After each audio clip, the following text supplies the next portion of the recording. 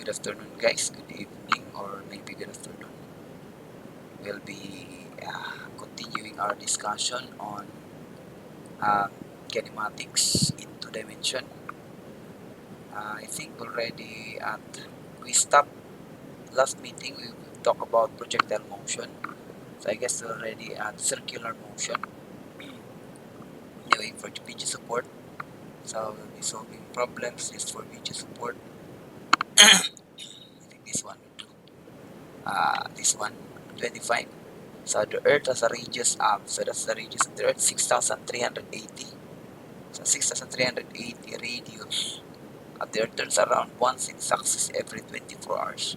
What is the radial acceleration of an object at the Earth's equator? So first thing first, the radial acceleration at the center. I think I have to redo this. So we know that for circular motion, we'll be dealing with uniform circular motion if this velocity is constant. So if this is our Earth, we're looking at the top side or from the North Pole. This will be the North Pole, the axis, sa axis of rotation. So if this is the spinning Earth, you would have a constant velocity that would be the 6,380. That is the radius. 6,380 kilometers. That's the radius of the Earth.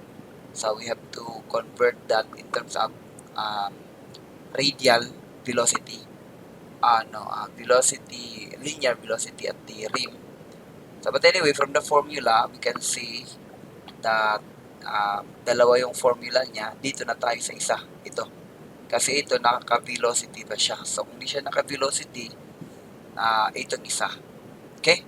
So, actually, itong velocity, i-resolve lang siya into velocity with respect to your circumferential velocity. Okay? Yung circumference mo, pag dito na ubos, that should be the angle pi r. So, ito na siya. Like 4 pi squared r. So, ito lang yung gagamitin natin. Pangalawa, actually, direct substitution lang to pag mga ganitong problem kasi hindi pa naman tayo mahirap. Meron ito doon na sa dynamics of circular rotation. But this one is the basic. For the radial acceleration, again, this is constant velocity.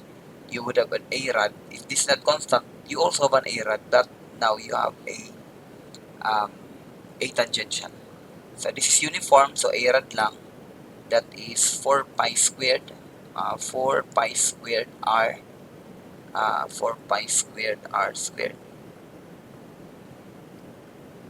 4 pi squared r all over the period. The time it takes for one rotation. So we substitute it 4 pi squared. The r is 6,380. We convert it to meters because it says that our answer should be in meters per second squared. So that would be times 10 to the 3, the kilo, and then we put the meters. Okay? And then for the t squared, that is 24 hours. So that is 24 hours. So diretso na natin. So that is r squared. So for every 1 hour squared or 1 squared, r squared there is 3,600 seconds. Pero naka-square din to. So basically yung square mo magdi-distribute din siya. Yan. Okay? So from your conversion, the 3,600 seconds is 1 hour.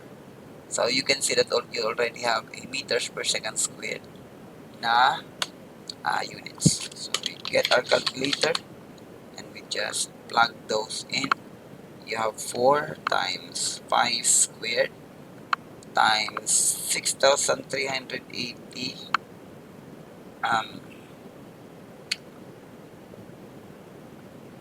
kilometers, exponent 3, 10 to the 3, and then all over 24 squared times 3,600 squared.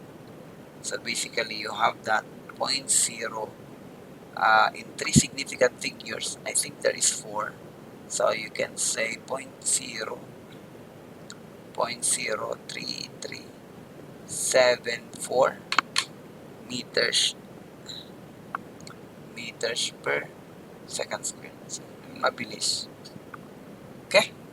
Tama naman. Tama naman yung ginawa ko. 6,380 meters per second squared. Kilometers, hiniwalay ko yung exponent 3. Then 24 squared, 3,600 squared. So that should be your ARAD. Radial acceleration. So comparison with a car, if the car can reach, usually mga nasa 60 yan, meters per second squared yung mabilis na car. Yung mabilis mag-accelerate. Kasi yun yung basihan ng magagandang car pag mabilis siyang mag-accelerate. Okay? Meaning makaka 60 kilometers per hour siya in just how many seconds? Let's say 2 seconds. You try. From 0 to 60. 0 kilometers per hour. Ganito din. Kilometers times 10 to the 3 meters divided by per hour. So 1 hour. So that is 3,600 squared. So yun yung mga bilis 60 kilometers per hour in 1 second. Parang 60 exponent 3 divided by 3,600 squared. Okay. So mabilis pala yung rotation ng Earth. Kasi nasa 4.6 lang meters per second squared. Nasa 0.0446 0.0046 yung mga mabibilis na, yun yung narinig ko based on my knowledge, na umaabot daw ng 60 kilometers per hour in 1 second mulang magpaandar yung sasakyan. Mabibilis na yun. Meaning malakas yung makina niya. Okay? Meters per second squared. So ito 0.03. So mabilis talaga yung Earth. Spinning Earth. Imagine nyo. Actually, di natin nahalata na mabilis yung acceleration kasi nasa Earth tayo. But if you really want to compute, kahit na yung Earth, ay sabi nila yung mga universe daw, nagta-travel sa universe, yung galaxy natin. At of course, yung Earth natin, kasi nagta-travel lang naman siya din sa galaxy. Mabilis rin, actually. You try to look for them, and maybe in the internet, and you will be surprised. I'm also surprised na mabibilis maggagalaw in terms of acceleration and velocity itong mga bodies na to. But anyway, that's for this problem. Thank you guys for listening.